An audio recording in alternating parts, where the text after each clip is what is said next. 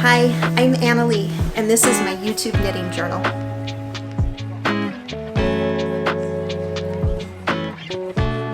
My name is Annalee, and I live in Seattle, Washington.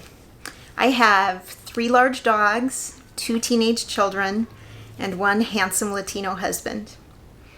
I also have a huge yarn stash. I've been wanting for some time to start a YouTube knitting journal for a number of reasons. Number 1 is simply to push myself out of my comfort zone. It's a little bit scary to me to record myself and put myself out there. But I also want a way to document my knitting hobby, what I'm doing, and to potentially connect with other knitters out there. I love yarn, I love knitting, I love hearing other people talk about their knitting. I subscribe to dozens of YouTube channels, and I thought that it would be really rewarding for me to do that too. I don't know if there's gonna be hundreds or thousands of people out there that want to watch me ramble on about my knitting, but that's okay because I'm doing this for myself, and I think that's a good enough reason to get started. So the first thing I want to do is tell you a little bit about my history with knitting. My mom has always been a pretty crafty person. She has done crochet and cross-stitching and sewing, and she taught me some of those crafts when I was young. In fact, I recently came across this, which is something that I made a couple of decades ago. I think I must have been about 5 or 6 when I made this. It may have even been my very first cross-stitch pattern or cross-stitch project that my mom then put the lace around and put it into the hoop for me. I didn't learn how to knit though until several years later. I was a freshman in college, I think, when I learned how to knit. My mom taught me just the very basics. And then I had a friend at college that let me borrow some double-pointed knitting needles, and I learned how to knit a hat, and I made a pair of worsted weight acrylic socks that I then gave to my sister. The present-day Annalee is a little bit horrified at that because acrylic is a fabric that doesn't breathe at all, and having thick acrylic socks on your feet doesn't sound super pleasant because I think your feet would get really sweaty and swampy. I have no idea if my sister ever wore those socks, but hopefully she at least appreciated the gesture. So I knit on and off throughout the years. I made a few hats. I remember I knit 2 washcloths, but it wasn't until 2017 that knitting really became a big part of my life. In 2017, I was in the midst of taking actuarial exams. Now, if you don't know what an actuary is, that's okay. A lot of people don't. It's essentially a mathematician for the insurance industry. In order to become credentialed to work as an actuary, you have to pass a series of very difficult, very rigorous exams. They take hundreds of hours of study a piece to pass them, and there's something like 10 exams and a few other requirements. It's a really stressful process. Most people don't pass all the exams on their first try. And I needed something to balance the really high stress process of studying for the exams. I picked up a knitting project, and it just grabbed hold of me, and knitting has not let go of me since then. I think just the slowness of it and the meditative nature of it was just what I needed in my life. And then ever since then, I've just become more and more passionate about knitting. I have knit a lot of projects. I've learned more and more complicated techniques. I've learned more and more about yarn. And one thing that's great is I think there's plenty more out there for me to learn. So next, let me tell you a little bit about what I'm wearing today. This is the project that I finished for myself most recently. Well, the sweater project that I finished for myself most recently. I finished this at the end of December 2022, and it's now mid-January 2023. The pattern is called Calliope. It's a free pattern by Espace Tricot. I did make a few modifications, which I'll get to in a minute. The yarn that I used is an Advent set by Goosey Fibers. Goosey Fibers is probably my favorite indie yarn dyer. Everything she does, I find just beautiful. It speaks to me. And this is the second time I've gotten an Advent set from her. When I knit the sweater, I actually held 2 strands of the Advent yarn with 1 strand of a mohair silk blend. I used Drops Kid Silk in the color Chalk.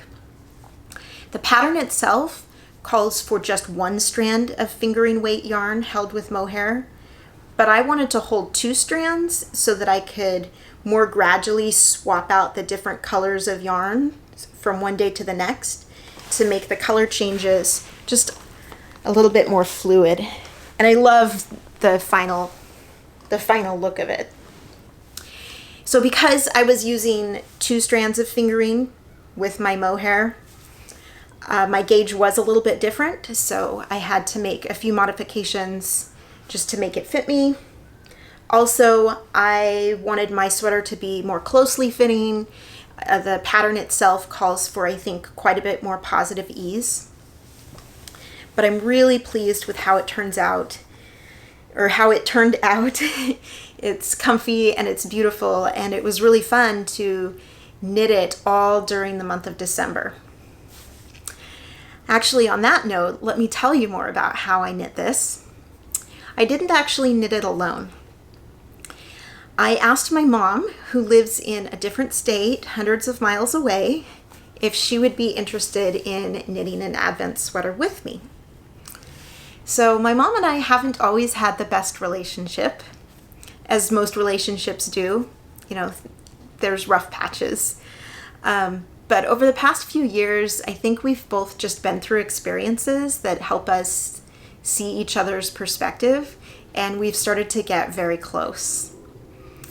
So even though my mom is the one that initially taught me how to knit, I think that at this point I've definitely knit a lot more things than she has, and I probably know a lot more about knitting than she does. She has made a couple of sweaters for herself, but she was still a little nervous to make a pattern like this by herself. So I said we could do it together. What we did is that every morning in December, well, up through the 24th of December, we had an early morning Skype date. So this was before I went to work and before she got on with the responsibilities of her day. We had a Skype call. We opened the day's Advent yarn, and then we knit a portion of our sweater. So I helped her as much as I could explain how to do short rows and so on and so on. And hers came out beautiful too. It was the most quality time that I have spent with my mom probably ever. And we just became so much closer during that month. It was wonderful.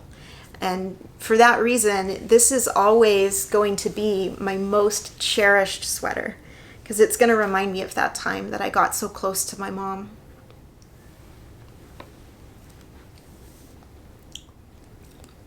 I'm sipping on some sparkling water mixed with grapefruit juice.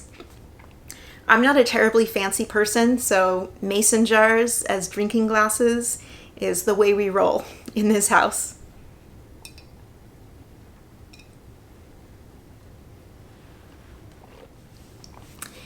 Next, I thought I would show my first and only so far finished project of 2023.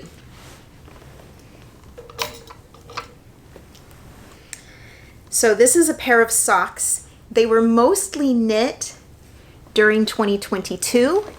all I had to do after the new year is put in the heel. Now, they're a little bit fuzzy because I have worn them already and I haven't washed them yet. I don't know about you all, but I usually wear my hand knit socks 2 or maybe 3 times before I wash them. Okay, so these socks, it's a pretty basic sock pattern. And what is interesting about them is the yarn. Hopefully it's coming across and it reads leopard print. That is the intention. These are supposed to look like leopard spots. And the way that you get the leopard spots is not by stranding. It's not stranded color work. It's a self-patterning yarn. So the yarn itself changes color. And if you knit at a specific gauge, then the colors are supposed to line up in such a way that it forms these leopard spot patterns. Boy, these really are a little bit fuzzy. So the yarn is by Regia in collaboration with Wool and the Gang. Regia yarns, they're the self-patterning yarns. You know, I think they take a lot of work to design. I've heard that they have basically engineers that work to design the yarns so that when you knit them at a certain gauge, you get a really nice looking pattern. But this is certainly the most complicated pattern that I've seen. Most of them are kind of stripes or maybe with dots and zigzags. I saw this yarn a few years ago and I just thought it was the coolest thing. I didn't buy any yarn right away, but then a couple years later, I was browsing Little Knits, which is it's a website that I like. They sell yarn. They're actually located here in Seattle, but I think it's only an online shop. And to my understanding, they specialize in like overstock or discontinued yarns. And I think that this yarn is discontinued at this point because they were selling it for a really good price. It was something like you bought it in a bag of 5 balls. So you're getting 5 balls at the same time. And the whole bag was something like, I think, $20.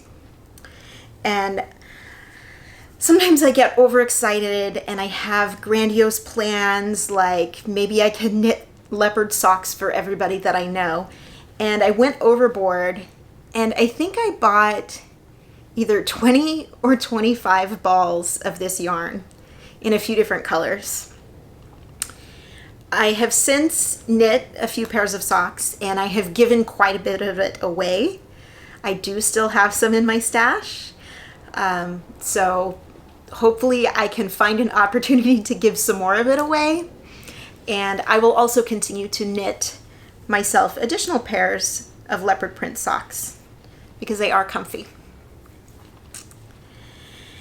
So in order to get the patterning to come out just right, you do have to knit these at a pretty specific gauge. For me, I used a 2.5 millimeter needle, which is a little bit larger than a needle that I would typically use to make socks. And there are 60 stitches in circumference. So the socks come out a little bit baggier than most pairs of socks that I make for myself. I wouldn't necessarily wear these with shoes other than maybe Birkenstocks, but they're very comfy to wear around the house. And I, especially during the winter, wear hand knit socks around the house pretty much every day. All right, so next let me show you the 2 works in progress I have right now. The first one is in this very cheeky little project bag from Miss Babs. And guess what it is? Surprise! It's another pair of leopard print socks. I am knitting 2 at a time, which would probably be pretty tricky to do if you only had 1 ball. So each ball is is about 80 grams of yarn. It's supposed to make one pair of socks. But as I told you, I have a ton of this yarn, so I am working with 2 different balls at the same time to knit 2 socks at a time. These are actually each a half of a ball left over from a previous pair that I made, where I made just 1 sock from each of the balls. So all I have done so far is the cuff. And the reason that I'm doing these is because after my mom and I had so much fun together knitting our sweaters during the month of December, we decided that we should continue our little Skype dates.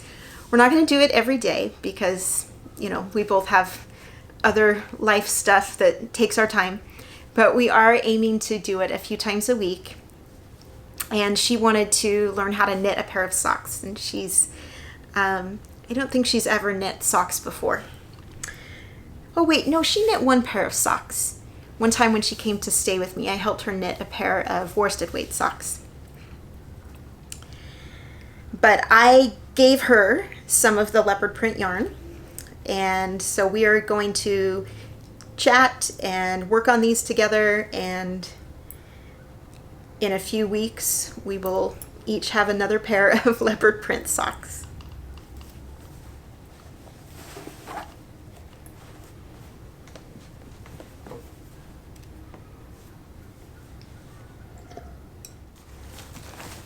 My other current work in progress lives in this tote bag.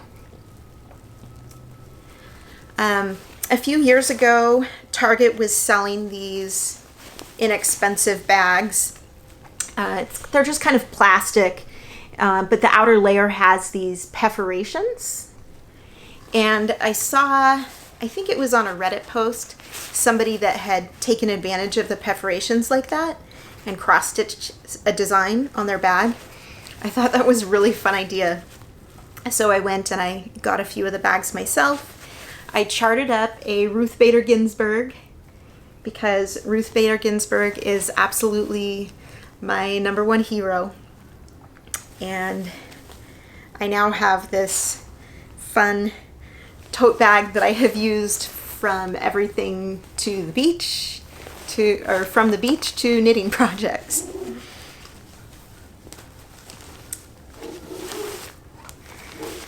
Now the project that I have going, it's a sweater for myself, and I'm doing it without a pattern. It's a basic top-down round yoke sweater, and I'm probably pretty close to starting the ribbing. For a simple shape like this, I've recently gotten to the point where I don't need to use a pattern. I kind of know the measurements and the stitch counts that work for me. The reason I decided to knit this though is because of the yarn. The yarn I think is really special. So it's from Cascade Yarns and it's called Luminosa. I think this is also a discontinued yarn actually at this point, but I came across it a few years ago in a local-ish to me yarn shop and thought it was really cool, so I bought some without a specific plan in mind. Now this yarn is one of those where it's constructed like a mesh tube, and then there are fibers blown inside of it. So in this case, the mesh tube is out of viscose, and it's a little bit shiny. There's a mesh tube that's kind of red, and it's a little bit shiny red. And then inside the little tube, you have these black fibers, which are mostly baby alpaca, but there's a little bit of wool as well. So the effect is that you have this almost subtly shiny, but still very, very soft and cozy yarn. Now I've mentioned that I love watching other people talk about their knitting on YouTube. One of the channels that I enjoy the most is called Mare Makes with Tara Marie. And in her very first episode, she showed a sweater that she was working on from some Cascade Luminosa. And she had a different colorway than I have. But the sweater that she was making was just stunning. And I loved it so much that I decided that I needed to have one for myself. And fortunately, I already had the yarn in my stash. So I believe that Tara Marie used a pattern, the DRK Everyday Sweater by Andrea Mowry.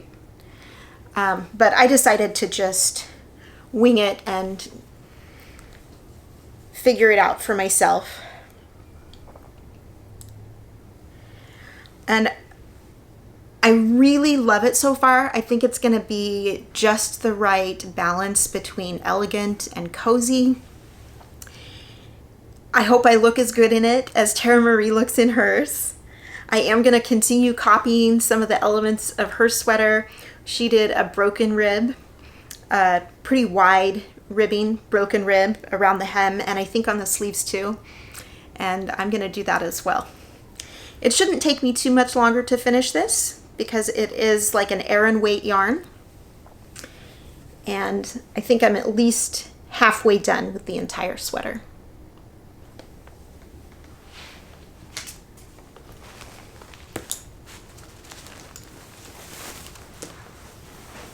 Okay, just 2 works in progress. That's actually highly unusual for me to have so few projects going at a time.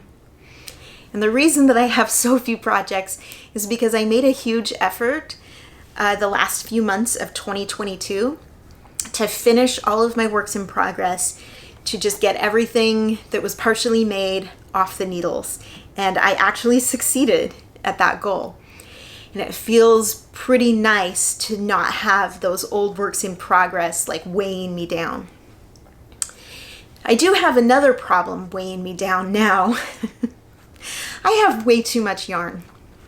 The thing is, I love to buy yarn and I love to plan knitting projects. I also love to actually knit, and I do a lot of knitting. In fact, I think I completed something like 20 garments in 2022, which is a lot. I knit a lot. But the thing is, I haven't been able to knit fast enough to keep up with my yarn buying. And it's starting to feel uncomfortable. It just doesn't feel right to have so much just accumulated. And at this point, it's just sitting around and being stored. The house that my husband and I bought here in Seattle is kind of unique. It definitely has some quirks. One of the unique features of this house is that it has a wine cellar. Now, I do drink wine, but I definitely don't drink enough wine to require a wine cellar. So that wine cellar has been converted into a yarn cellar. So underneath the stairs at my house, there's this little room where I have loads and loads of yarn stored away. Most of it is in plastic bags because while I don't like using a lot of plastic, something I love even less is insect damage to my yarn, and we do get carpet beetles here. So I have all these plastic bags of yarn sitting in the yarn cellar. And it's just uncomfortable to have that much stuff accumulated. As much as I love buying yarn and having yarn, the thing that I love more is knitting yarn and having hand knit sweaters and giving hand knit items to people that I love. So I want to try to maximize the joy or the utility for those economists out there that I'm getting from my yarn by focusing more on knitting what I have. I know that this is a goal that most knitters or yarn collectors have at the beginning of every year. But I'm really serious about it and wanted to come up with a plan for how to tackle it.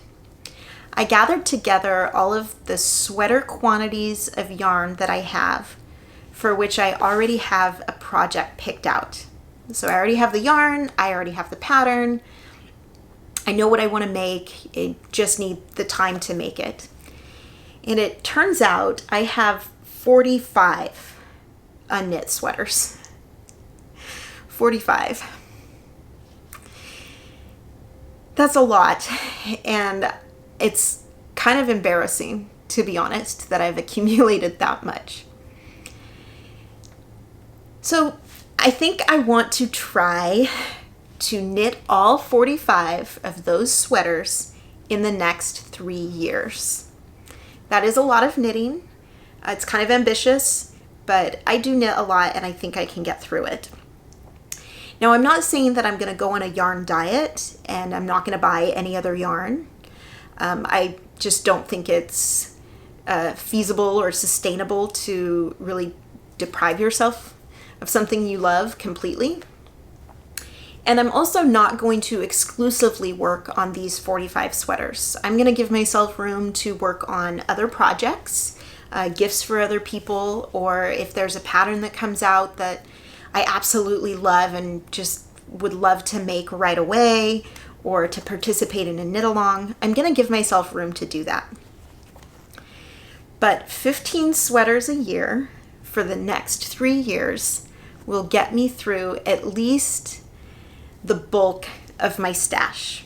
I do have more stash, but these are the sweater quantities with projects in mind already. Some of them are older patterns that were popular a few years ago that I just haven't had a chance to knit yet. Some of them are newer patterns. Some of the yarn is more budget-friendly yarn. I have a lot from Knit Picks. I think you can get pretty good quality yarn for your money from Knit Picks, as well as some more luxury yarns, such as Spin Cycle or yarns from independent dyers. So I have quite a mix, and I need a way to figure out which pattern to make first. What I've decided to do to make it a little bit exciting for myself, to add an element of surprise, which, adds to that little dopamine rush, is to use a random number generator to choose which sweater I'm going to knit next. I know I'm a bit of a nerd, and I work in a job where I deal a lot with the concept of randomness and building models, using random number generators and simulations. So just for fun, I wrote a very short Python program that takes a list of all 45 of these projects in my queue. It selects one of them at random and tells me what project I'm going to be making next. And then it updates that list. It removes the one that I'm going to make so that next time I run the program, it will select the next pattern and so forth. It's a little bit silly, but it gives this little element of surprise and excitement to this ambitious goal that I have. I also have all of these projects listed in my Ravelry queue, and I will link to that below in case there's anyone out there that would like to peruse this list and see what projects I have planned. And in a future episode, or I guess journal entry, since I'm thinking of this as a journal, I am going to briefly go over what the 45 patterns are. It's a lot. It's probably going to take a while to get through that list. But again, if nothing else, I will have it documented for myself. And then at the end of that episode, I will run my couple of lines of Python code, and I will get to learn what my next project will be. So if that sounds like something fun to watch, if that's something you would be interested in watching me do, then welcome. I'm happy to have you. I hope we can be friends. I'm really looking forward to this journey of mine, to tackling my stash and to tackling my fear of putting myself out there, and to documenting this hobby that I love so much. So thank you for being here. If there's anyone here, Other than my mom, of course. Hi, Mom. I would love to have you back, and I'd love to be your friend. So until next time, bye.